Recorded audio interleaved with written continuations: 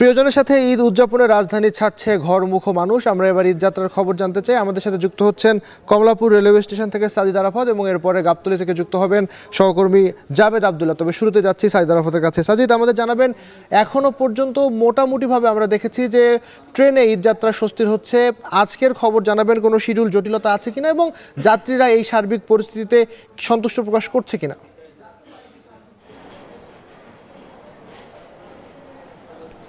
আবির, ঈদ উৎসবে যোগ দেওয়ার জন্য কিন্তু একদম যে ঘরে ফেরা মানুষের যে ঢল, সেই ঢল কিন্তু আমরা দেখতে পাচ্ছি সকাল থেকে কমলাপুর রেলওয়ে স্টেশনে। আপনাকে যদি জানায় যে স্বস্তির যে যাত্রাপথ, সেই যাত্রাপথ হিসেবে বেছে নিয়েছেন অনেকে এই রেলপথকে, এবং সকাল থেকেই যে ঢাকা ছেড়ে বিভিন্ন প্রান্তে যে ট্রেনগুলো ছুটে যাচ্ছে সেগুলোতে কিন্তু বেশ শিডিউল বিপর্যয় খুব একটা ঘটেনি। আপনাকে যদি এই মুহূর্তের তথ্য জানিয়ে রাখতে চাই, প্ল্যাটফর্ম 6 নম্বরে চট্টলা এক্সপ্রেস দাঁড়িয়ে আছে। সেটি 1:45-এ ছাড়ার কথা থাকলেও এখন পর্যন্ত ছেড়ে যায়নি, অর্থাৎ কিছুটা বিলম্ব হচ্ছে এই ট্রেনটির ক্ষেত্রে। এর আগে যে আমরা ট্রেনগুলো দেখেছি সেগুলো কিন্তু সময় মতোই ছেড়ে গিয়েছে। উত্তরবঙ্গগামী বিশেষ করে ট্রেনগুলোতে বেশ একটু চাপ ছিল, তবে অন্যান্য অঞ্চলে যেগুলো গিয়েছে চট্টগ্রাম বা সিলেট, সেগুলোতে কিন্তু খুব একটা চাপ আমরা দেখিনি। আরেকটি বিষয় জানিয়ে রাখি যে এরপরেই কিন্তু 2:40-এ রাজশাহীগামী সিল্ক সিটি ট্রেনটি আছে এবং 2:45টায় কালনী এক্সপ্রেস, যেটি সিলেটের উদ্দেশ্যে ছেড়ে যাবে। এছাড়াও রাজশাহী যাবে আরেকটি ট্রেন মধুমতি এক্সপ্রেস এবং উপকূল এক্সপ্রেস, যেটি নোয়াখালীর উদ্দেশ্যে যাবে 3:10-এ। এই ট্রেনগুলোর শিডিউল কিন্তু এখন পর্যন্ত দেয়া আছে এবং আমরা দেখছি যে প্ল্যাটফর্মগুলোতে অসংখ্য মানুষ কিন্তু এই মুহূর্তে অপেক্ষা করছে তাদের নিজ নিজ গন্তব্যে ফেরার জন্য।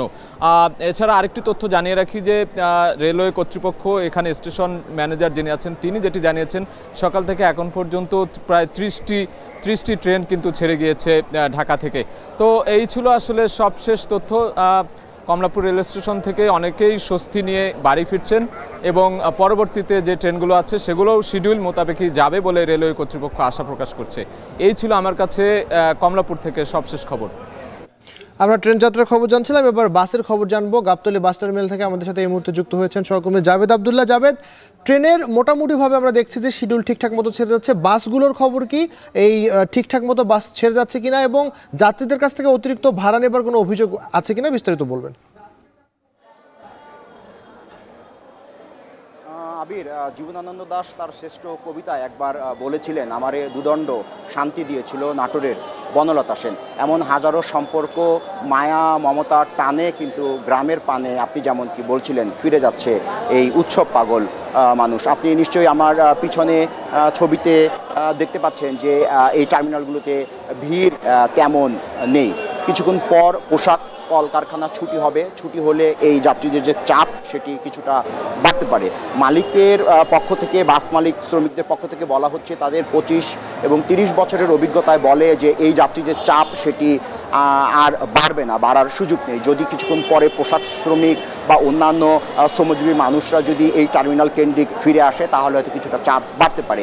এছাড়া আর এই চাপ বাড়ার শঙ্কা তারা করছে না। যাত্রীদের সঙ্গে কথা বলেছি, তারা বলল যে তাদের এই যাত্রা মোটামুটি আনন্দ ঘন, এবং যাত্রীদের এই আনন্দ ঘন যাত্রা আরও নির্বিঘ্ন করার জন্য কিন্তু একই সঙ্গে বিআরটিএ, পুলিশ বিভাগ, সিটি কর্পোরেশন, পরিবহন মালিক, শ্রমিক ইউনিয়নের সমন্বয়ে কিন্তু একটি ভিজিলেন্স টিম গঠন করা হয়েছে। তারা কিন্তু এই চলাচল গমনাগমনের জন্য কাজ করছে। এছাড়া যদি আবির একটু প্ল্যাটফর্মের সার্বিক চিত্র বলা হয়, তাহলে এভাবে বলা যায় যে এখন পর্যন্ত ঈদ যাত্রা বেশ আনন্দ ঘন এবং স্বস্তিদায়ক। একটি বিষয় বলছি, সেটি হলো যে বাস মালিকদের যে মূলধনের আকার, সেটি বেড়েছে। মূলত বাসের সংখ্যা বাড়ার কারণে যাত্রীর সংকটেই কিন্তু রয়েছে বাস মালিক এবং কাউন্টারগুলো। তো আবির, এই ছিল গাবতলী আন্তজেলা বাস টার্মিনাল থেকে আমার কাছে সবশেষ তথ্য। মুক্তা, আমরা দেখছিলাম যে আমাদের দুজন সহকর্মী, আমরা জানছিলাম যে ট্রেনে মোটামুটিভাবে নির্বিঘ্ন যাত্রা হলেও বাসে কিছুটা অভিযোগ রয়েছে, সময় মতো ছাড়ছে না এবং যাত্রীদের কাছ থেকে বেশি ভাড়া নেবার অভিযোগ রয়েছে। এবার আমরা আরও খবর জানতে চাই এই যাত্রার, এবং তা জানাতে আমাদের সঙ্গে গাজীপুরের চন্দ্র থেকে যুক্ত আছেন সহকর্মী আরিফ হোসেন। এছাড়াও পদ্মা সেতুর মাওয়া প্রান্তে আছেন আমাদের সহকর্মী বায়েজিদ স্যার। তবে শুরুতে আমরা আরিফের কাছে যেতে চাই। আরিফ, প্রতি বছরই দেখা যায় ঈদের এই সময়টাতে বেশ যানজট দেখা যায় এই গাজীপুর চন্দ্রায়। তো জানাবেন যে বিআরটি প্রকল্প উদ্বোধনের পর ঈদ যাত্রা এবার কতটুকু স্বস্তি ফিরেছে?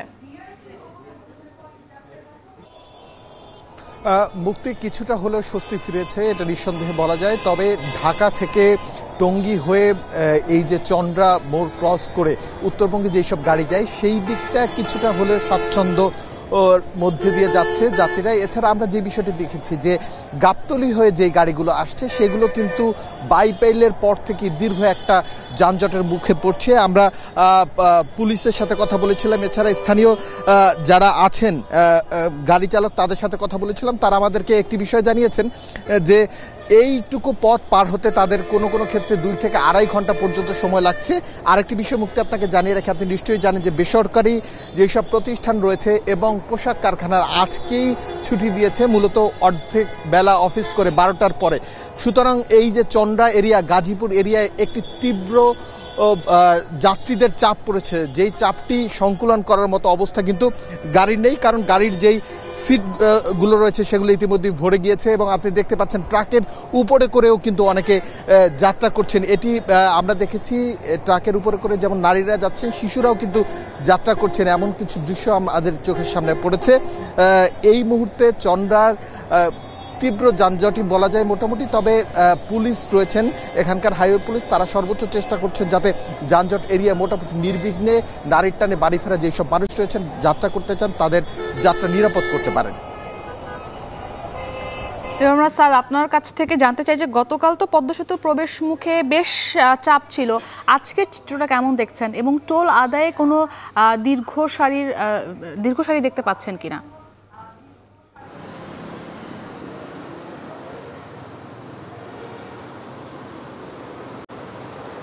গতকালকে যানবাহনের একটি চাপ থাকলেও আজকে কিন্তু কোনো রকম চাপ নেই বলা চলে। আমরা কর্তৃপক্ষের সঙ্গে কথা বলেছি যে তারা যেমনটি বলছেন যে গতকালকে এখানকার যে স্কেল মেশিনটি ছিল সেটি মূলত নষ্ট থাকার কারণে এখানে তীব্র যানজটের সৃষ্টি হয়েছিল। তবে আজকে যানজটের তেমন কোনো চিত্র আমরা সকাল থেকে এখানে আছি দেখতে পাইনি। ঈদের আর মাত্র একদিন বাকি, রাজধানী ঢাকা ছাড়ছেন সব এলাকার মানুষ এবং সেই সাথে সাথে দক্ষিণাঞ্চলের মানুষেরাও কিন্তু নারীর টানে বাড়ি ফিরে যাচ্ছেন।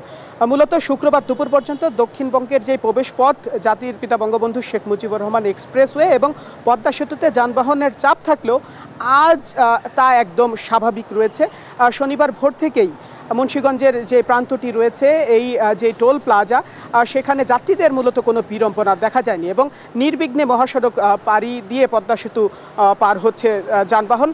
এবং সেই সাথে একটু তথ্য জানিয়ে রাখতে চাই, সেটা হচ্ছে গত 24 ঘন্টায় পদ্মা সেতু দিয়ে পার হয়েছে 44,000 গাড়ি এবং সেখানে 4,80,30,000 টাকার টোল কিন্তু আদায় হয়েছে। এটি ছিল গত প্রথম 24 ঘন্টার এবং আজ রাত 12টা থেকে দুপুর 1:30 পর্যন্ত 17,000 গাড়ি ইতিমধ্যে পার হয়েছে, যেটির সংখ্যা কিন্তু কম বলছেন কর্তৃপক্ষরা। তবে যাত্রীরা স্বস্তি প্রকাশ করেছেন। এই ছিল আমার কাছে সবশেষ। হাজারো প্রতিকূলতার মাঝে বিশ্বের সর্বাধুনিক প্রযুক্তি